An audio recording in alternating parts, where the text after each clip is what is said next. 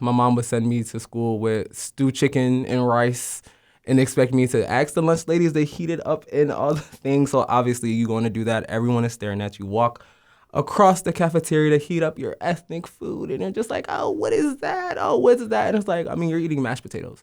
And then mashed potatoes from school. Powdered mashed potatoes. Don't do me.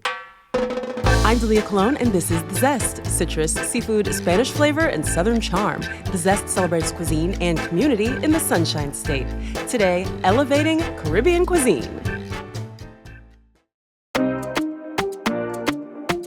Picture this. You roll through a bright blue gate onto a sprawling property lined with ancient oaks, lush gardens bursting with color, and a quiet pond where a few friendly farm animals wander by. Live music drifts through the air, tropical flowers spill across the outdoor tables, and before you is a Caribbean-inspired feast that looks almost too beautiful to eat. Welcome to Spice Society Supper Club. It's an experience full of music, storytelling, craft cocktails, and unforgettable food. The experience pops up periodically at Mill Pond Estate, which is a picturesque wedding venue in Seffner, and the menu is dreamed up by the estate's own chef, Khadeem Charles. Drawing on his Trinidadian and Panamanian roots, Chef Khadeem is dedicated to taking Caribbean cuisine to new heights and giving it the fine dining spotlight it deserves. The best part is that Spice Society Supper Club is open to the public, as are several of the estate's other community events, from fancy tea parties to outdoor yoga sessions. Doesn't it just all sound so dreamy?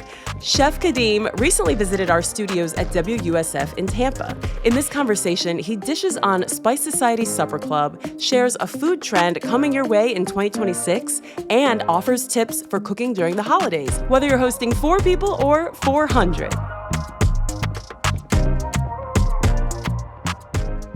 My dad and my grandfather, they were like the monarchs of the kitchen at home. They would cook anything, and it was just cool to see everyone smile and happy and get together watching them cook. So I was trying to like carry on that tradition pretty much, like keep that going of happiness, smiling, good food. Dad and grandfather, so both of them are Trinidadian, born in Trinidad, raised in Trinidad. And then the Caribbean culture, everyone cooks, mom, dad, sister, the dog. Everyone gets down in the kitchen.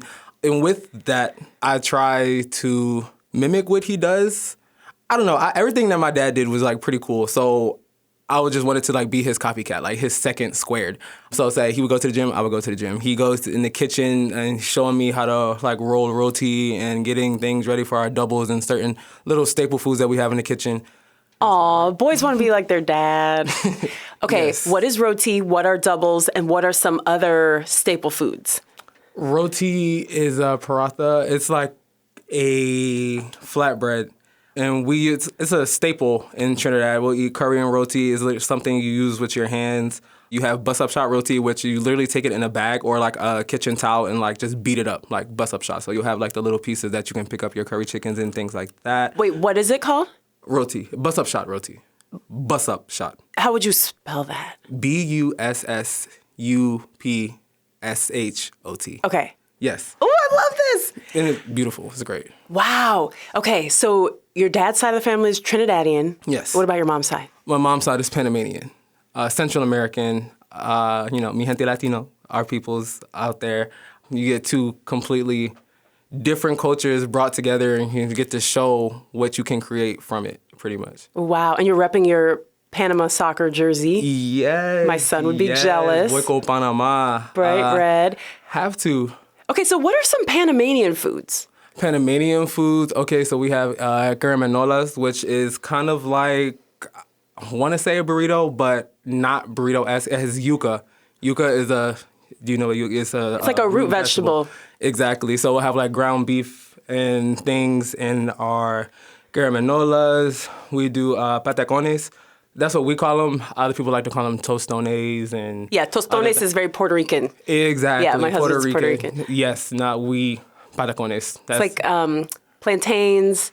Literally fried. Smashed up, fried, and dipped in a sauce. Yep, it can be dipped in a sauce. It can just be along with eggs, avocados, any type of breakfast foods, like, something quick and gets it going. Yes. Wow. Oh my gosh. You just took us on like a whole culinary adventure. So where did you grow up and what kind of foods were you eating as a kid? So I grew up in West Philadelphia. Born and raised. Okay, you know the song? I mean, it was right there. Yes. Grew up in West Philadelphia and then North Philly. All the bodegas and corner stores, and said everything was like quick and fast. We would have all of our Caribbean foods, Spanish foods, obviously, you know, the infamous Philly cheesesteak, up and down. It was a lot of different things because you would see all the American food outside and then said as soon as you come home, said my parents did not play that. We were very Caribbean-esque house. We wasn't bringing in all the French fries and nuggets and chicken things like that. It was curry goat, curry. My uncle one time did curry iguana, which is a thing. What? Okay, so it's like anything you can catch, but you can't just curry it. And it's like he will curry literally anything, like anything. It's resourceful. Okay. Okay. So what about lunch? Because it seems like children of immigrants eat one thing at home and maybe the house even smells like curry when you walk in, which I just love. But then when you go to the school cafeteria, you're maybe trying to fit in with everybody else. So like, what would you eat for lunch? Attempt to fit in, which is so funny. Yes, my mom would send me to school with stewed chicken and rice and expect me to ask the lunch ladies to heat it up and all the things. So obviously you're going to do that. Everyone is staring at you. Walk across the cafeteria to heat up your ethnic food. And they're just like, oh, what is that? Oh, what is that? And it's like, I mean, you're eating mashed potatoes. And then mashed potatoes from the school. Powdered mashed potatoes, don't do me. But it's like, I didn't care because my food tasted better. And watching them eat school lunch was kind of funny because, that's what you have. I love that. Yes. We had Giuliano Hassan on the podcast a couple years ago. He's the son of Marcella Hassan, who's kind of like Italian cooking royalty. Yes. And he said something similar. Like she would pack him these meatballs with marinara sauce in a thermos, and he just wanted a bologna sandwich like everybody else had. And then he realized, oh, actually what I have is better. Severely, way better. And said kids don't know about it, obviously, so it's that make fun and all the little jokes, but then they, oh, can I try it? Oh, can I try it? It's like, oh, yes, you want to try it. Yeah, I know you do. It looks great. Yes. Okay, so I want to ask you, obviously, about what you're doing now, but having that background, how does that influence the way you feel about cooking Caribbean food or maybe contribute to a certain confidence that other cooks and chefs may not have? I feel like Caribbean food especially is beautiful. Honestly, like I said, nature is bounty because most of the things we would get is from outside. Like you get your sugar cane from the trees, you get your mangoes, anything that was outside, they were like bringing and cooking. Like how I said, curry iguana, you outside, you catch an iguana, you go quick. Like I'm thinking as a kid, if other kids could have maybe made fun of you for what you were eating, but you kind of doubled down and said, no, this is actually better than what you're eating. And now I'm a professional chef and I'm celebrating these foods. So I'm really like leaning into my heritage.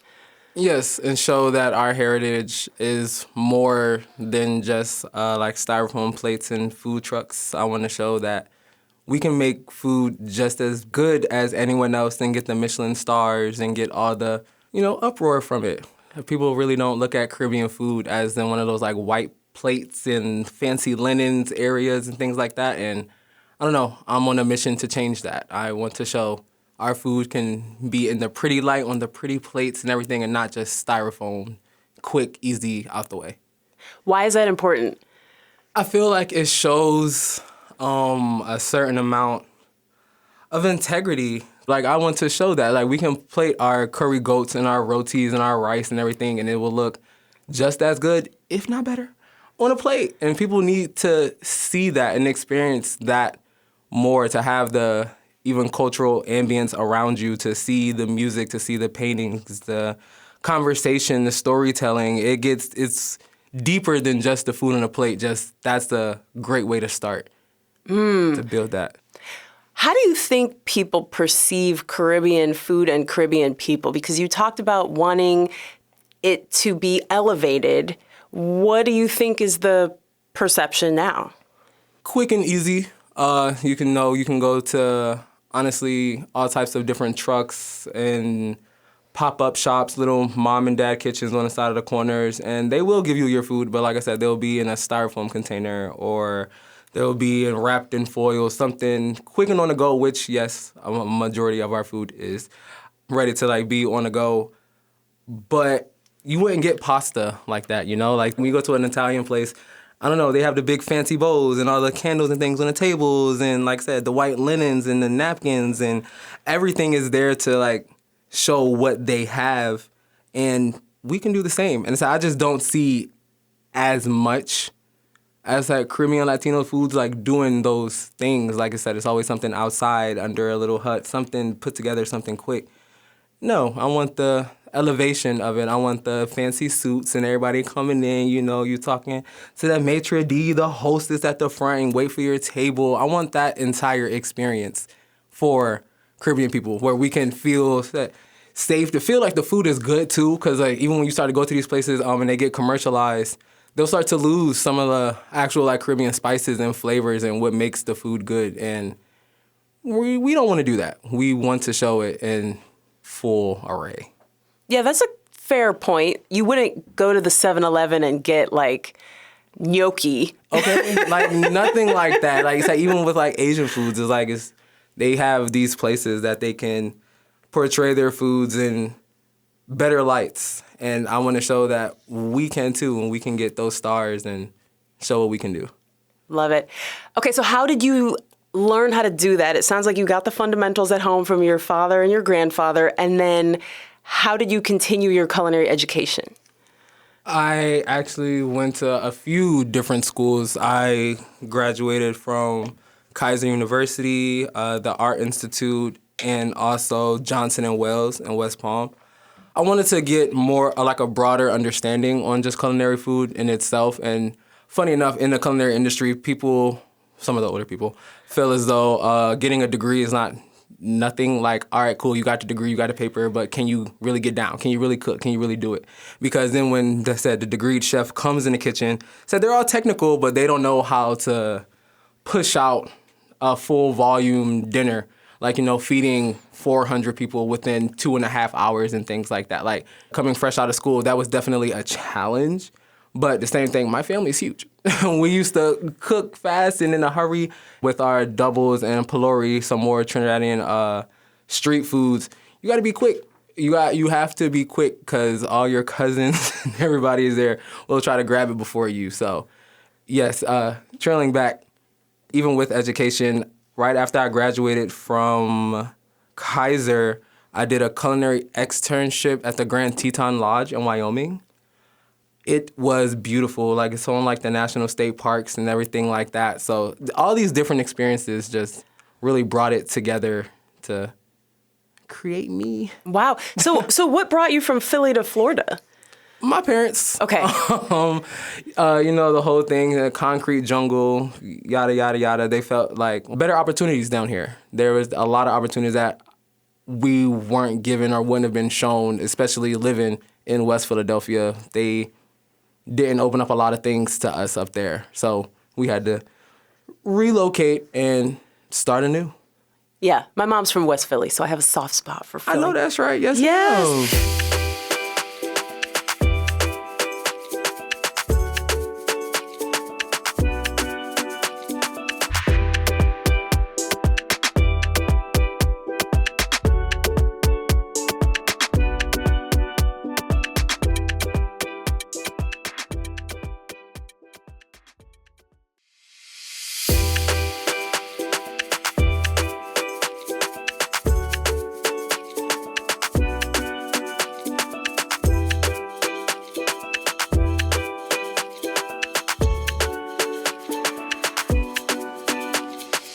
What are some of those tips that maybe we can incorporate at home, or especially for hosting for the holidays, of feeding a lot of people? We're probably not having 400 people over, but you probably have some strategies that the rest of us don't.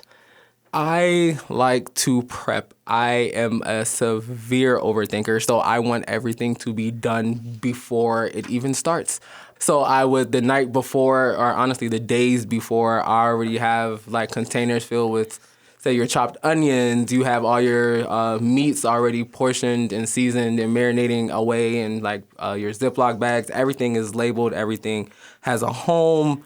going down the list, that's honestly the easiest to get everything together with preparation. Preparation is a big part because also being the host, you want to enjoy yourself too. Like 9 times out of 10, the host always is running around, last minute, this, that, and the third.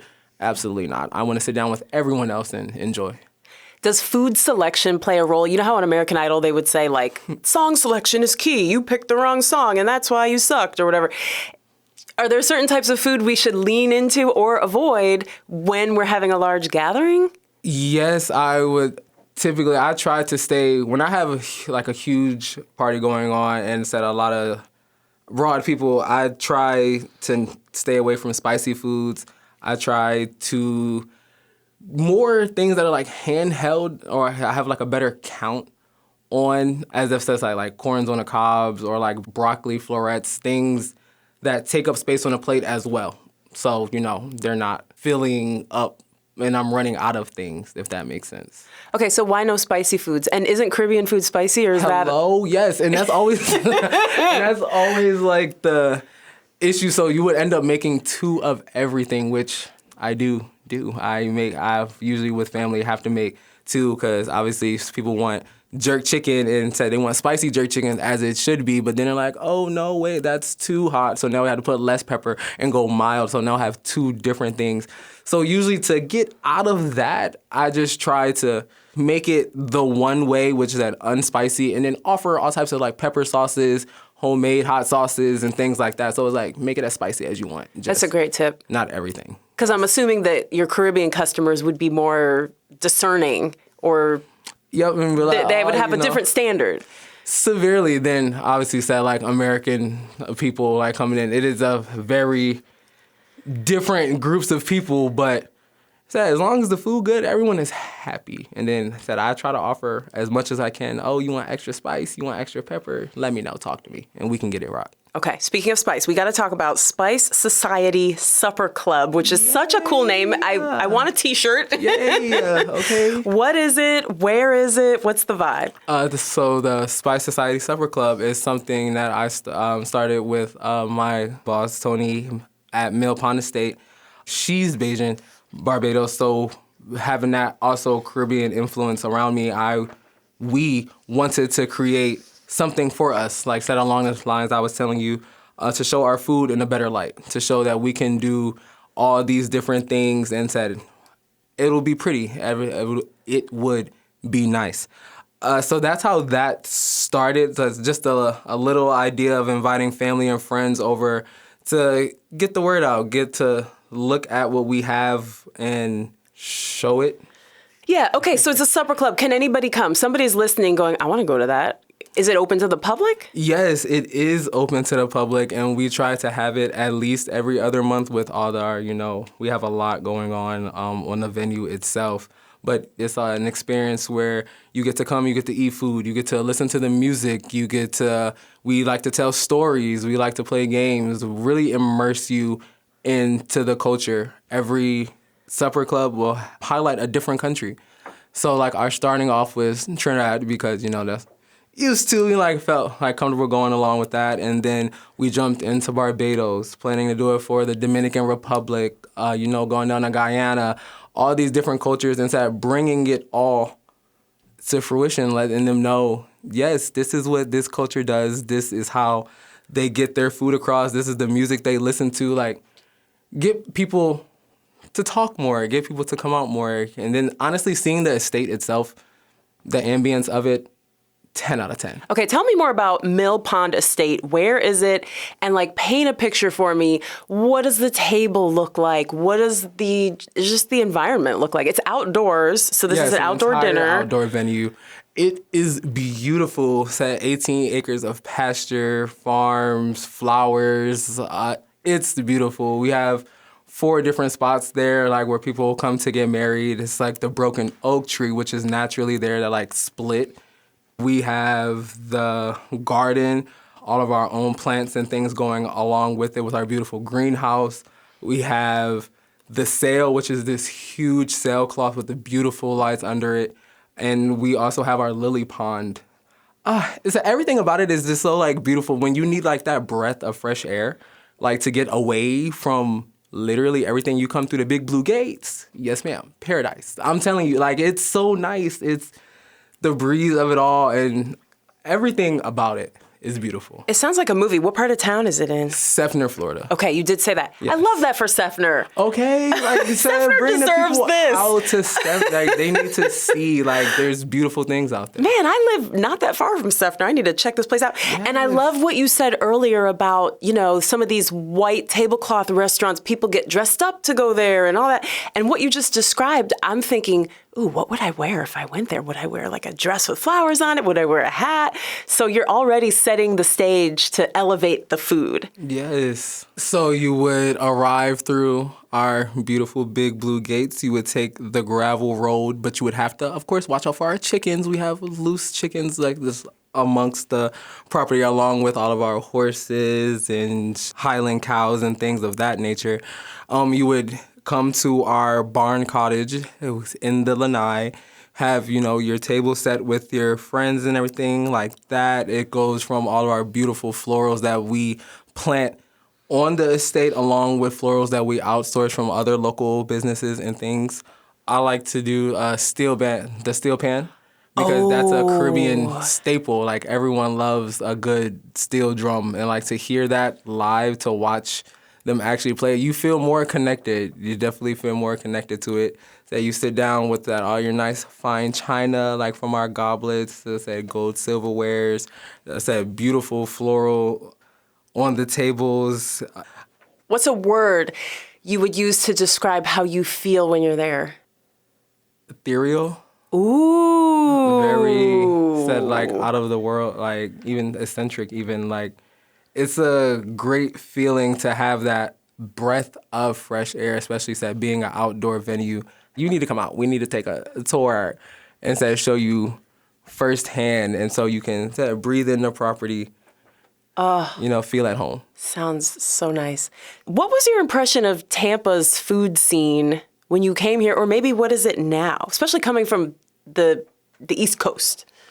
Tampa's food scene, it's a melting pot. I've seen all types of people do all types of things down here. And honestly, Tampa is a good starting ground because you have that broad area of people that would want to try different things.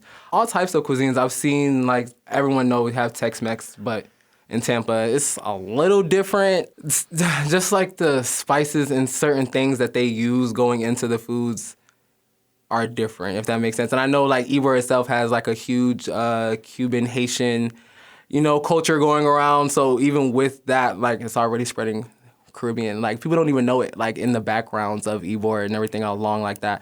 There's Caribbean foods, there's Caribbean things to go along and to enjoy. Yeah, it's in the water, literally. Okay. Do you have a message for maybe an aspiring chef or somebody who feels like their culture's cuisine isn't maybe respected as much as it should be?